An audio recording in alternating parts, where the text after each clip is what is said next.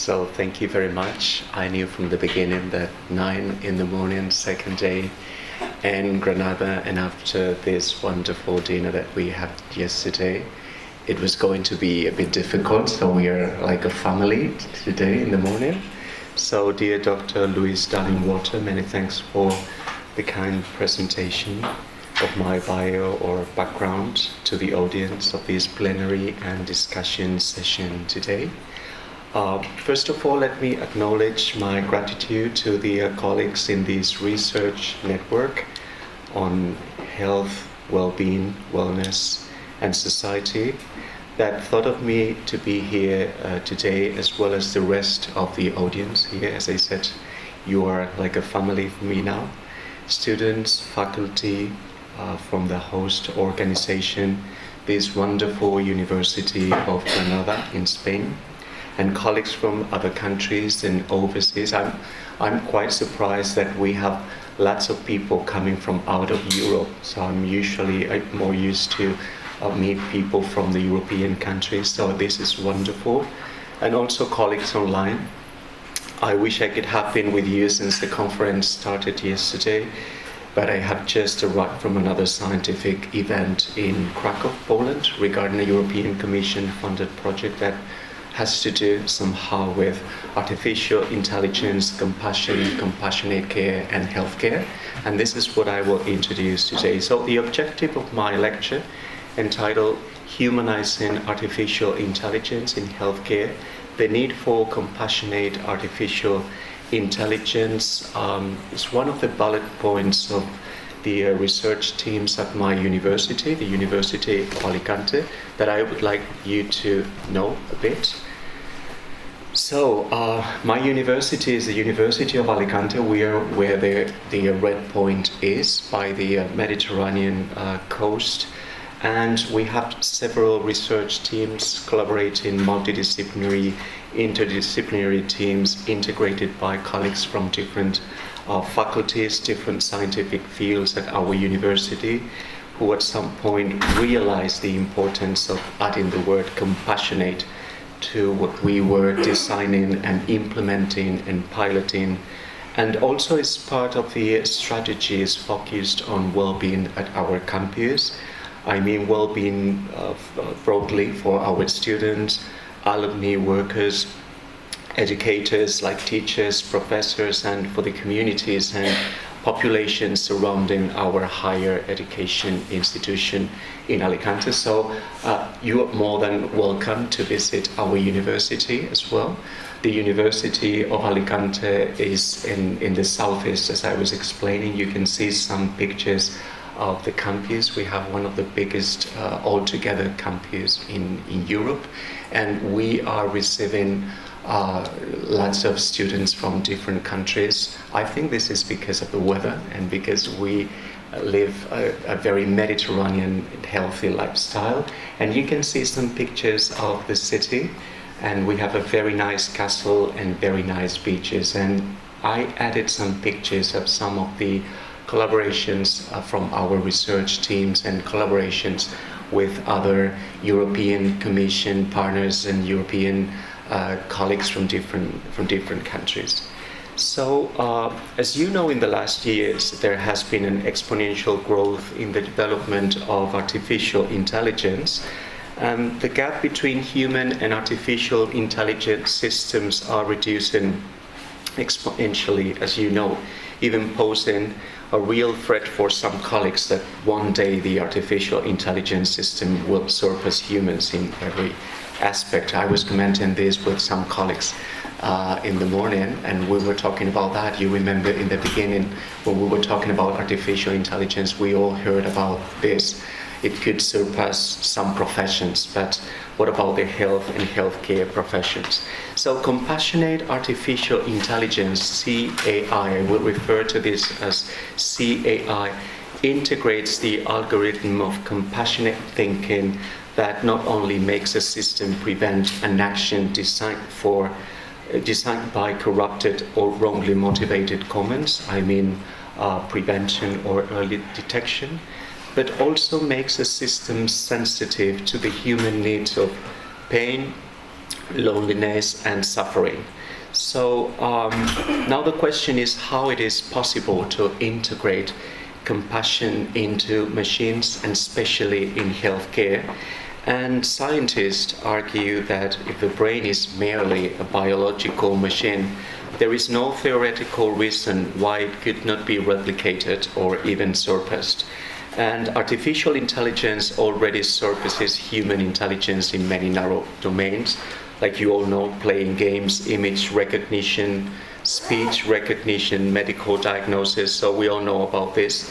However, in healthcare context, compassionate care and social interaction must be combined with technology and science in order to improve a patient's physical and mental well-being.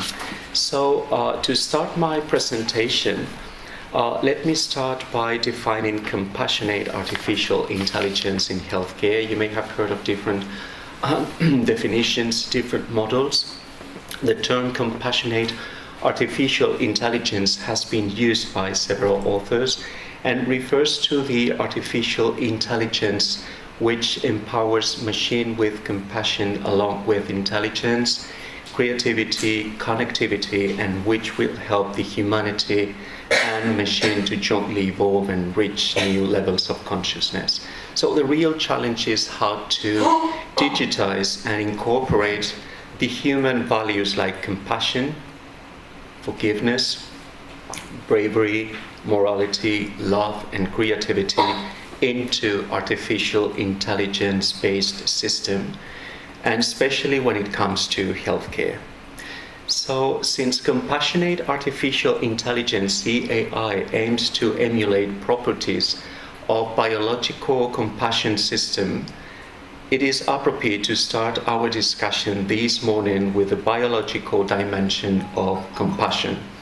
So, biological compassion, as you may know, strongly suggests that it is necessary to consider a CAI, a compassionate artificial intelligence system, be sensitive towards the environment it interacts with. So let's go to analyze some of the definitions about compassion. And compassion is considered as a faculty of higher consciousness. It can be a very tricky term in Spanish compared to the English language. So sometimes when we use the word compassion in Spanish, it is understood as something that is a pity or something like that. But when we talk about compassion as an umbrella term, we're talking about humanizing something. So it is a faculty of higher consciousness. We all feel compassion when we see our family or friends in distress. It is a form of emotional engagement that is benevolent to the sufferer and the humanity. Compassion involves the sharing of feelings of another as a means of coming to an understanding and appreciation for how they feel. Compassion is the feelings, it is the inner experiences, it is related with the efforts to remove the pain of others. So we have, as you see, different definition. It is an inbuilt human nature and is the human potential to reach the higher evolution of consciousness.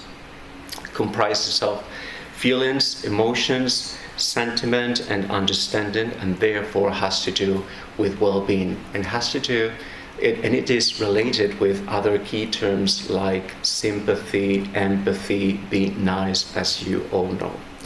So compassion is an emotion rooted in the evolution of living beings. It is an altruistic behavior, an umbrella term, which also includes, as I said, sympathy, empathy, and from a neuroscientific perspective is associated with the release of neurotransmitters such as oxytocin and dopamine that are, as most of you know well in this faculty and the faculty of health sciences, involved in the reward system of our brain, which make us feel good and therefore related with well-being. So as I try to summarize in the slide here, CAI, compassionate artificial intelligence, is the artificial intelligence designed to understand human emotions by interpreting and responding to patient feelings and needs with empathy and insight. Enhances healthcare providers' abilities without replacing the essential human connection, enables personalized and ethical decisions by promoting culturally sensitive care, by tailoring decisions to individual patient context and values, and finally builds trust through stronger relationships by recognizing patient views and preferences and fostering deeper patient-provider trust and collaboration. So, in this slide I have tried to summarize, now that we know more about the definition of what we understand as compassionate artificial intelligence, and we've been through some definitions of what we understand by compassion and this biological compassion and these all these terms. In this slide I have tried to summarize why there is a need for a compassionate artificial intelligence, what we call the imperative of compassionate artificial intelligence in healthcare. And this is part of the work that we've been doing in our university in collaboration with the European Commission and other countries, other colleagues, other partner teams, that we've been trying to create a framework on compassionate artificial intelligence. In this slide, I have tried to summarize in very brief 6 points why it is important and why we need it. So why compassion matters, by highlighting the crucial gap between artificial intelligence, efficiency, and the need for genuine human empathy in healthcare delivery. Which are the current challenges addressing artificial intelligence limitation while lacking emotional intelligence, leading to gaps in patient care and trust? Which are the opportunities ahead for this compassionate artificial intelligence in healthcare, exploring how compassionate artificial intelligence can strengthen patient-provider relationships and improve care outcomes? Which is the strategic vision of the people working in this European partnership on compassionate artificial intelligence, by outlining a roadmap that I will show you next, which is the tool that we use to integrate empathy-driven artificial intelligence solutions within healthcare systems for better patient experiences, which is the call to action encouraging leaderships. We are encouraging leaders in different universities, in different healthcare systems nowadays to use this compassionate artificial intelligence framework, roadmap. We're still using it, piloting this roadmap that I will show next, and which is the shared understanding, building consensus on the urgent need to humanize the artificial intelligence. So, here, in these slides, I wanted to show you, coming from surveys from 2024 and in the beginning of 2025, this is a very interesting graphic where you can see the relation between the percentage of the patients valuing empathy, that you can see it's at 75%. And this is very interesting because I was explaining to some colleagues today that the European Commission has been funding in the last years many projects related to compassion and compassionate care. This is maybe because of that, because our patients, they are demanding human values, more compassion. And at the same time, we can see the percentage of clinicians seeking emotional artificial intelligence. So it's like 60%, which is quite high. So we can conclude here that we have a demand for this compassionate artificial intelligence among patients and clinicians. And that's why we are trying to put this in our universities, with our students, and when we are creating research projects and outcomes and so on. So as I was promising, this is the roadmap for compassionate artificial intelligence. This is the tool, the framework that we have created and we are piloting nowadays. Let me tell you more about the story of this. So the story of this framework started, I think, in 2015. I had the chance to participate in a European Commission funded project on improvement science training for European healthcare workers. We were partners from 7 different countries in Europe, and we were in collaboration with the IHI, the Institute of Healthcare Improvement at Harvard University. So what we were trying to create at that point was a framework on improvement science, and at some point we realized that we needed to go through the values, the human values. And then the European Commission arrived with new proposals about compassion and human values and compassionate care. And that's why we extended that improvement science training framework to compassion, compassionate care, and then well-being, and then we are here with this compassionate artificial intelligence roadmap. The roadmap is a framework. We could see this as a framework. We have major assumptions and a lot of philosophy behind, but here you can see the steps that we use if we use it as a tool for our students and our collaborators, researchers, early stage researchers, and the people creating things in artificial intelligence and want to put this compassionate perspective inside. So you can see we have here 6 steps. The first step has to do with identifying empathy gaps in patient care and clinician workflows. So what we try is to assess current healthcare processes to pinpoint where emotional connections and empathy are lacking for better patient outcomes. And the second one is to collaborate with patients, caregivers, and multidisciplinary teams. The word multidisciplinary, interprofessional, and interdisciplinary are very important words for us and for this framework and for the European Commission nowadays. So what we try is to engage diverse stakeholders to ensure artificial intelligence solutions meet real-world emotional and clinical needs effectively. The third step is to incorporate the emotional intelligence and ethical guidelines in artificial intelligence models, and I will go through the ethical aspects later. And what we do here is to develop human-centered artificial intelligence by embedding emotional intelligence algorithms alongside strict ethical standards. The fourth step is to pilot artificial intelligence solutions in real-world healthcare settings and gather feedback. And what we do is to test compassionate artificial intelligence tools in clinical environments, collect user feedback, and refine for improved empathy and functionality.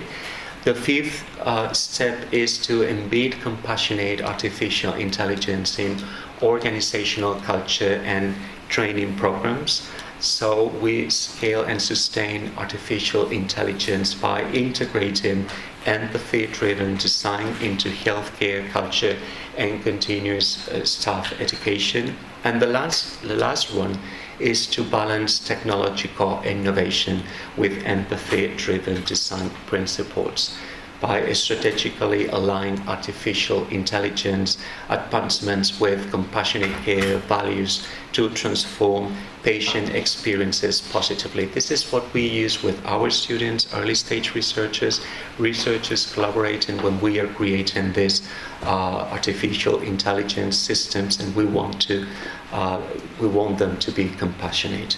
But here you have some examples of what I was showing before.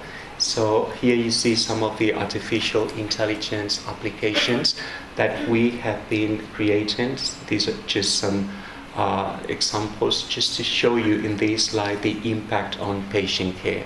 So in this slide you can see in the first column, artificial intelligence applications that we've been creating, and the functions and the patient benefit and the outcome. This is a very important part of the whole framework and the roadmap, and we try to be aligned with the healthcare outcomes. So you can have a look to this. I wish I could have the time to go through all these examples and more, but for example, you can see here the last one, the early emotional support interventions. So we created some systems based on artificial intelligence applications to detect, identify emotional distress early, and even we've been extending this to the to suicide and also to other situations. Even during the pandemic, we were using this for when we talk about the nurses and physicians that were trying to leave profession in Spain. So which is the patient benefit? This is a core question. So it's timely support and intervention in these situations that I was mentioning, emotional distress for our students, suicide, or healthcare professionals that are thinking of leaving profession, for instance. And we try to talk about the outcomes as well. So in this case, it is lower healthcare cost and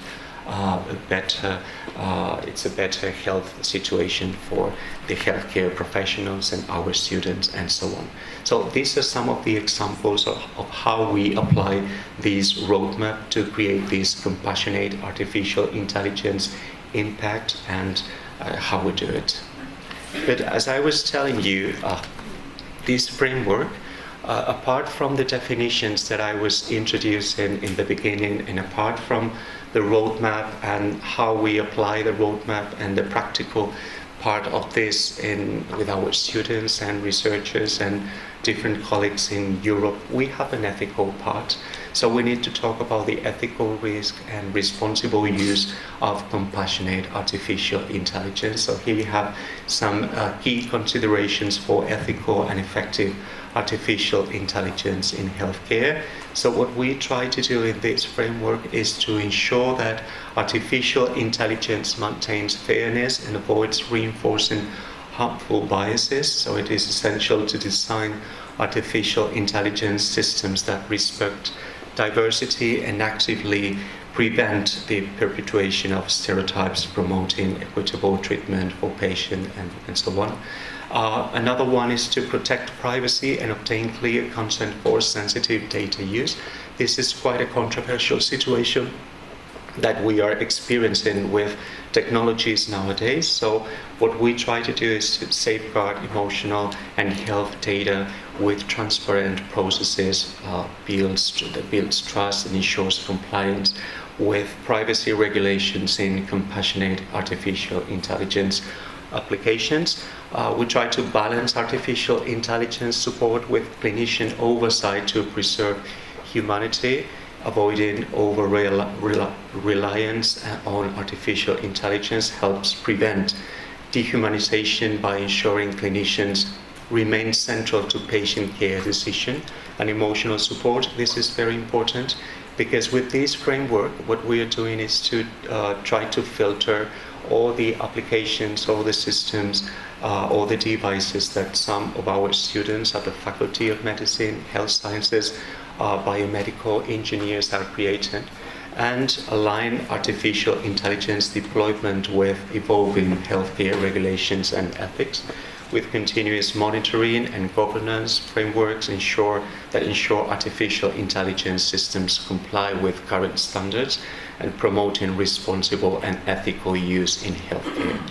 And apart from this, from the ethical aspects that we keep in mind in that framework, in that model, and the roadmap and the definitions that we have for compassionate artificial intelligence, the last step is empowering our leaders for a compassionate artificial intelligence. So which are the leadership actions driving human-centered artificial intelligence adoption in healthcare. So this is, again, a summary of some of the key points that we have in mind, especially, as you know, some of you, if you are related to some of the projects funded by the European Commission, we always have a work package or an outcome regarding dissemination and exploitation, so as you know very well, Luis. And this is a key part of these work packages. So it has to do with how we empower the people to use this compassionate artificial intelligence, how we implement this, and how we are disseminating this with our students. So the first point has to do with to foster empathetic culture, which is very important, especially not at the healthcare context, but also in the European Union, in the different higher education institutions, to create a culture that balances empathy with innovation to enhance artificial intelligence adoption. This is a key point, and I have to say that the European Commission has been in the last year investing a lot in different partnerships, so that we European countries, we all have similar frameworks when it comes to educating the future workforce, and especially in healthcare. So I remember working on happiness, and that was by 2015, improvement.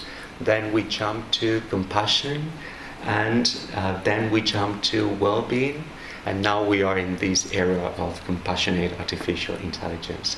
So the second one is invest in artificial intelligence training, provide workforce training focused on human-centered artificial intelligence literacy and compassionate technology use.